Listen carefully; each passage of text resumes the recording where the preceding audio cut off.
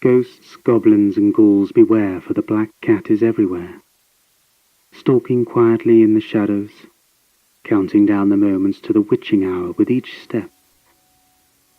A distant shriek echoes through the cool night air. Something brushes past your leg and sends a shiver up your spine. Deep in the library of this haunted hilltop house, a candle burns late this evening, for he is seeking the answers to the questions that time forgot, and telling twisted tales of terror and mystification sure to keep you awake all night. Now, the clock strikes midnight, and here is Black Cat.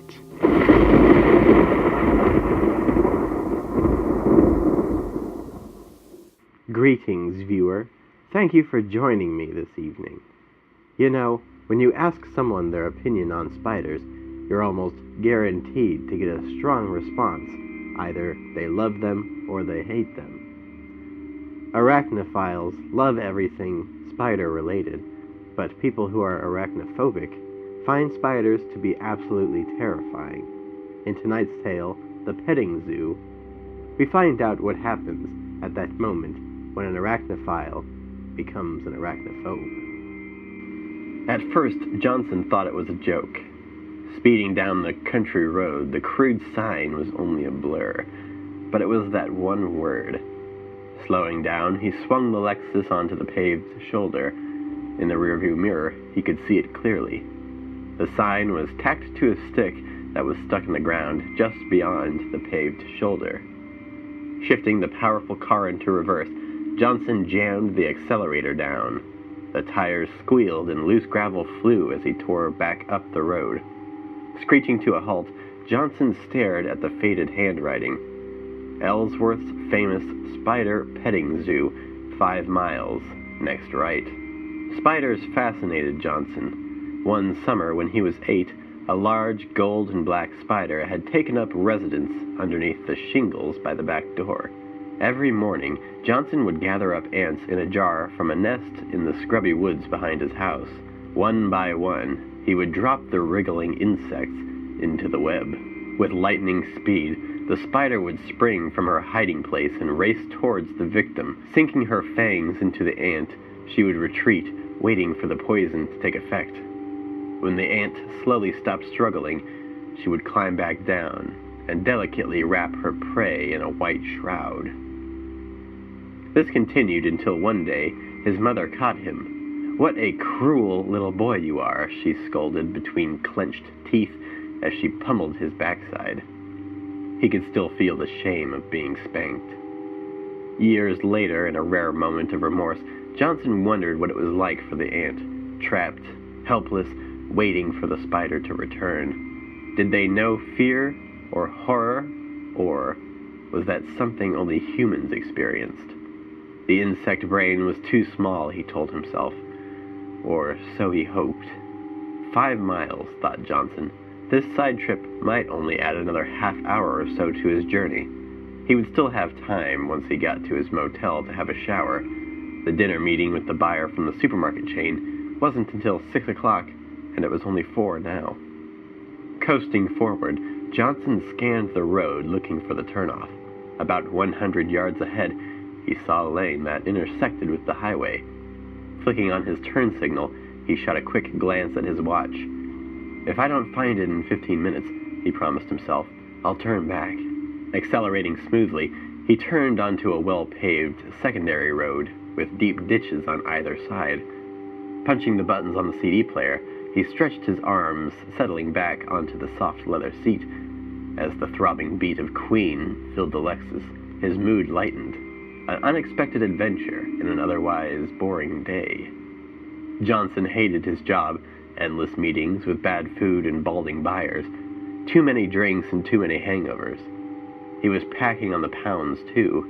"I have to get back to the gym," he reminded himself. The only redeeming feature of his job was that he was good at it. Top sales rep for the last 3 years. "I should have been an actor," he told himself. "Instead, I'm selling toilet paper and tampons to these turkeys." As the needle on the speedometer crept higher and higher, the neatly kept fields and freshly painted houses became a blur. Mile after mile slipped by, Johnson felt that he and the car had become one, soaring along like a hawk on a summer breeze. But his mood soon soured.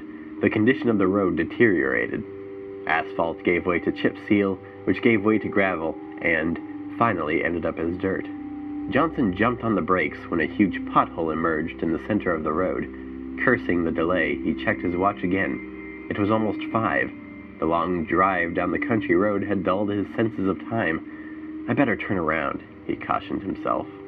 As he studied the road ahead, looking for a safe place to make a U-turn, he saw it. An old farmhouse set back from the road. If it hadn't been for the pothole, he would have missed it completely. By the mailbox, a freshly painted sign read, "Ellsworth's famous spider petting zoo, open year-round. All visitors welcome." This must be the place, he concluded. Carefully turning up the heavily rutted lane, Johnson wondered what he would find. Perhaps one of the locals playing a joke on the tourists, he mused. Tall grass slapped at the bottom of the car, and rusted barbed wire clung to rotted posts that ran alongside the lane. In the untilled fields, scrubby bushes had sprung up like mushrooms.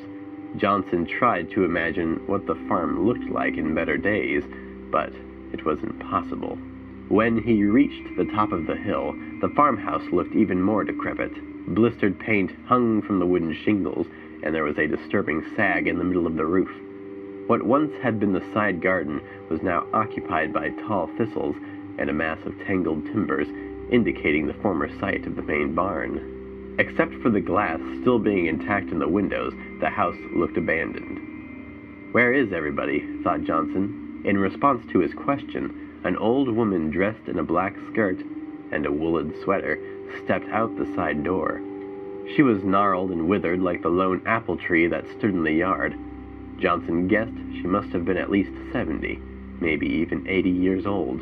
"What do you want?" she spat. Turning off the CD player and rolling down the car window, he replied, "Is this the petting zoo?" "That's what the sign says, don't it?" Ignoring her rudeness, Johnson continued, "Are you open?" "I'll get Jake. He's out back chopping wood." He watched as she shuffled down the dirt path and disappeared around the corner of the house. Charming, thought Johnson. Opening the car door, he stepped out. Despite the poverty, the farm had a certain rustic appeal, which reminded him of the house that he grew up in the country. But there was something odd, something missing. Where are all the flies? Thought Johnson. On most farms, the low buzz of the black swarms was constant, but here there was none. Except for the moaning of the wind, it was quiet. Perhaps it was the lack of animals, he thought, or maybe it was the stiff breeze at the top of the hill that kept them at bay. Glancing at his watch, he frowned. It was after 5 o'clock. If he did not get back on the road soon, he would be late for his appointment. Either that, or skip his shower. And after driving all day, Johnson did not want to skip out on that soothing ritual. Taking one last look around, he reached for the handle of the car door. Just then, the old woman reappeared, and behind her an even more wizened-up old man wearing faded blue overalls and a nicotine-stained undershirt. Stopping at the corner of the house, the old man spat out a long jet of chewing tobacco on the ground. Wiping his mouth with the back of his hand, he paused momentarily to study Johnson. Speaking to the old woman, he said in a low tone, "Thought I heard a car come up. Wants to see your spiders," she said before she turned away and went back into the farmhouse, letting the screen door slam behind her. "You want to see my spiders, young fella?" Sure, if you're open. How much?" Looking over the Lexus, he scratched his ruddy face and said, $50. "50? That's ridiculous." Shrugging his shoulders, the old man said, "Take it or leave it. I got work to do." Then he spat out another long jet of chewing tobacco and turned to go. "I can't leave now after coming all this way," thought Johnson. Taking another quick glance at his watch, he said irritably, all right, but this better be good." The old man smirked and licked his lips as Johnson whipped out a crisp $50 bill from his wallet.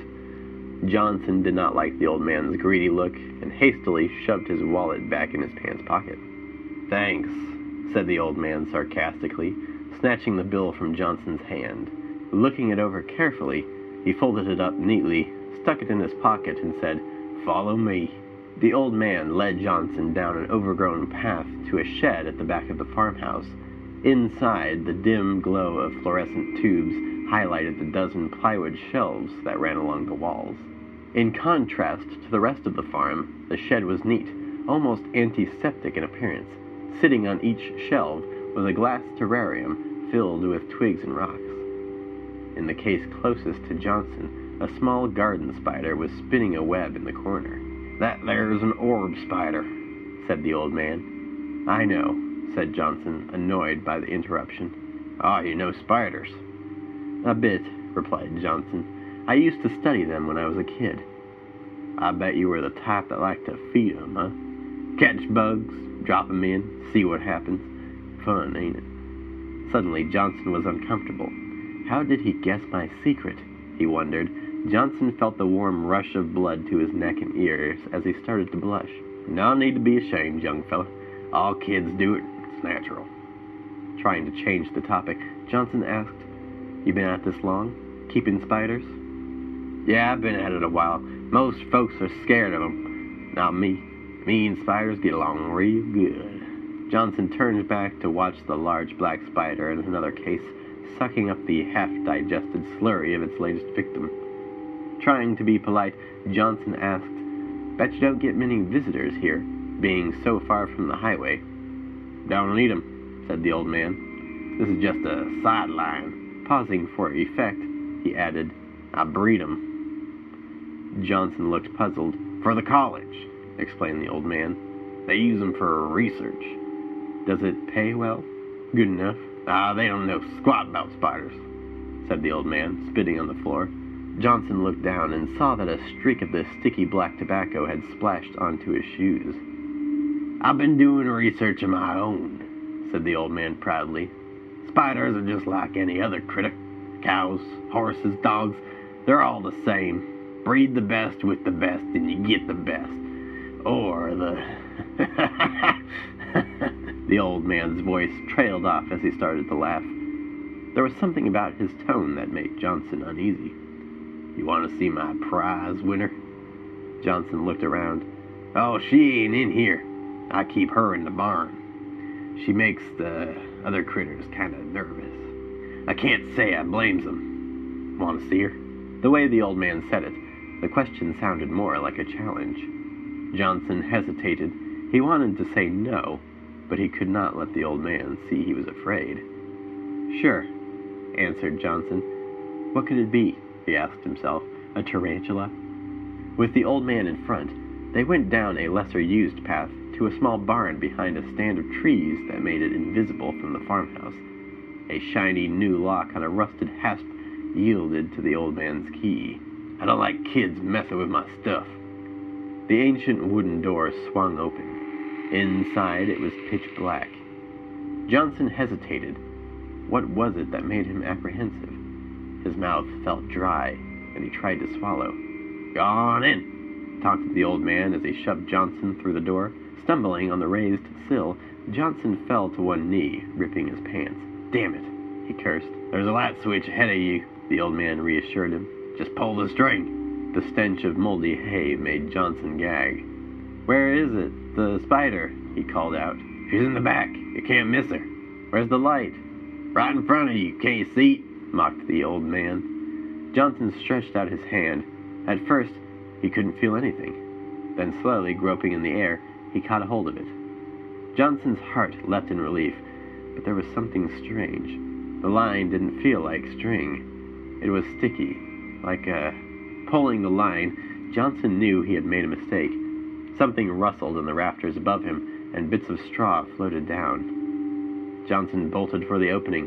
"Enjoy yourself," cackled the old man as he slammed the door and locked it. "Let me out! Let me out!" shouted Johnson, pounding on the door. "Let me out, you old buzzard!" But it was no use.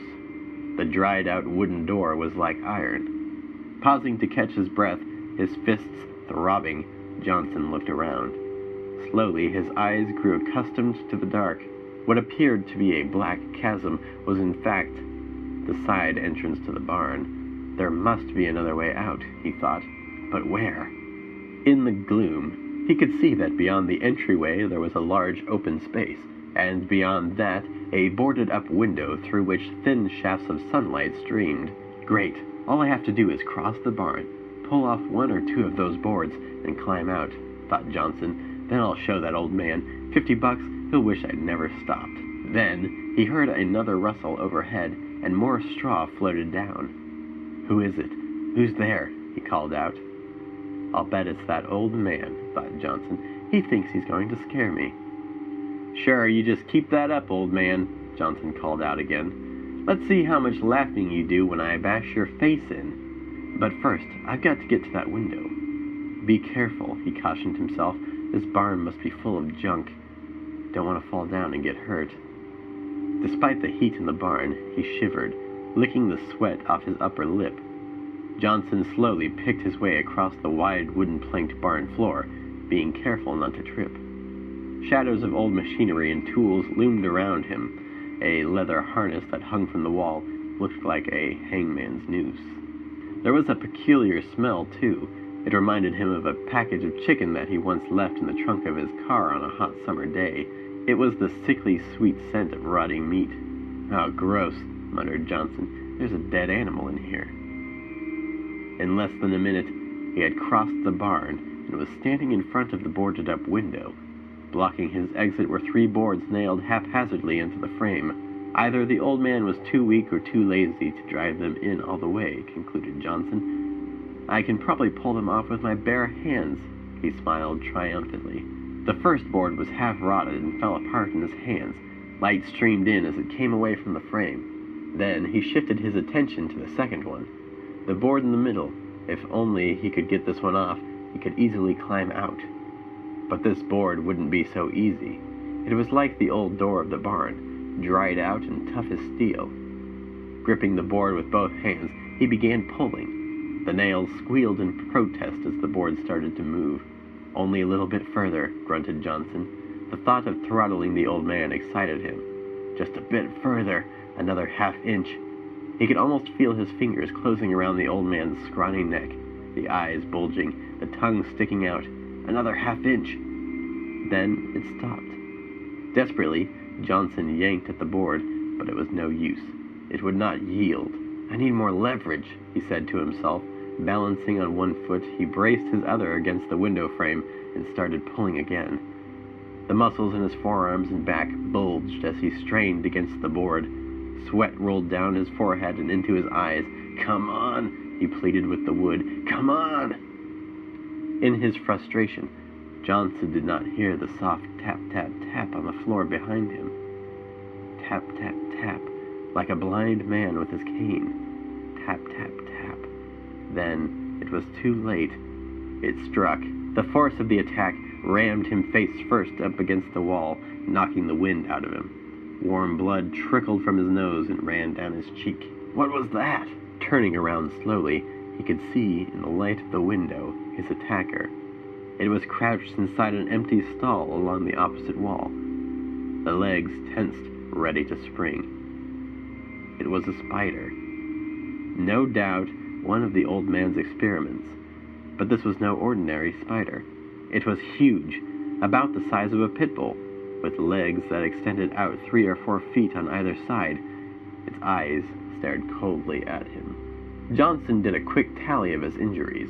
Except for his bloody nose, he was unharmed. Perhaps the large size of the creature made it difficult for it to mount an attack, he conjectured. Possibly it did not even recognize him as prey. Spiders normally eat moths and insects, he reminded himself, not human beings. When he was a kid, Johnson liked to throw twigs into a web just to see the spider's reaction. Invariably, after pouncing on the object, the spider would pluck it out from the web, turn it over, and drop it on the ground. Johnson hoped the spider would show the same lack of interest. From its vantage point at the other end of the barn, the creature seemed puzzled, unsure of itself. Spiders are cautious, he told himself.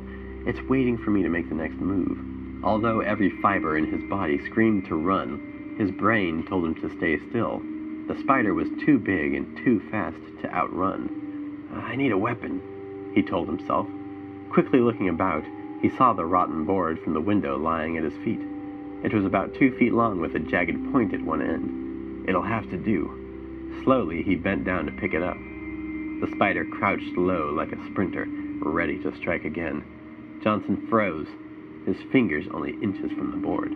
"Easy, girl," he whispered softly. "Easy." The spider relaxed, but not completely. Deliberately, it began to move forward. Tap, tap, tap. Johnson was amazed by the creature's grace. Like a ballerina tiptoeing in from the darkened wings of a theater, it was a marvel of beauty and design. The body, covered by fine gray hair, had the look of velvet, while the 8 legs that extended from the thorax provided speed and balance.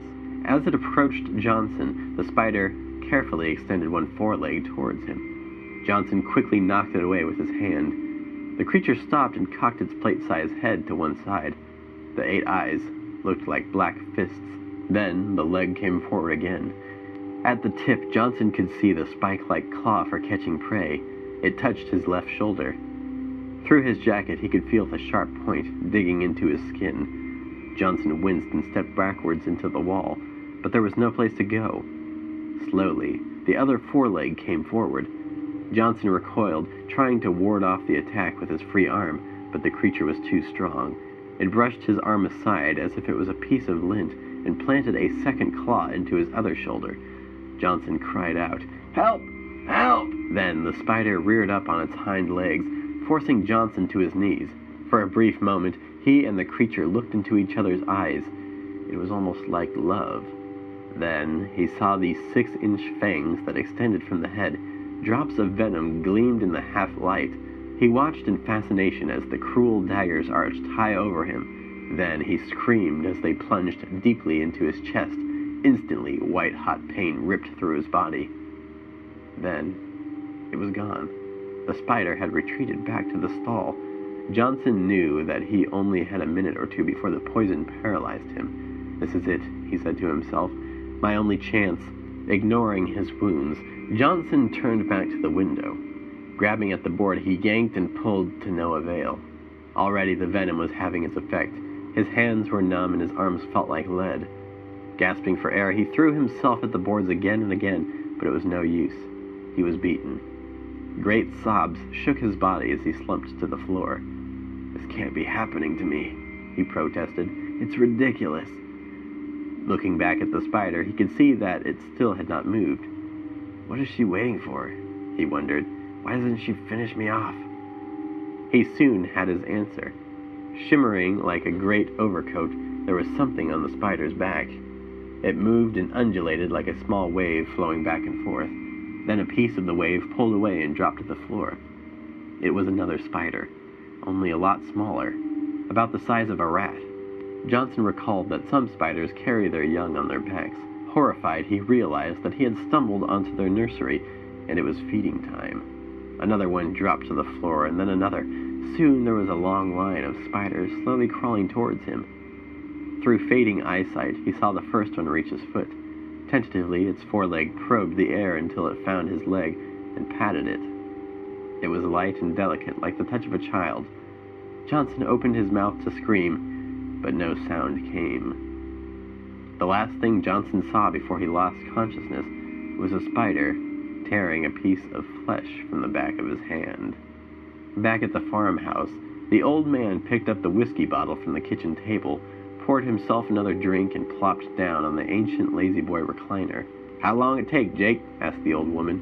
"Not long," he grunted. "They ain't 8 cents Sunday. Get a better sign, attract more folks."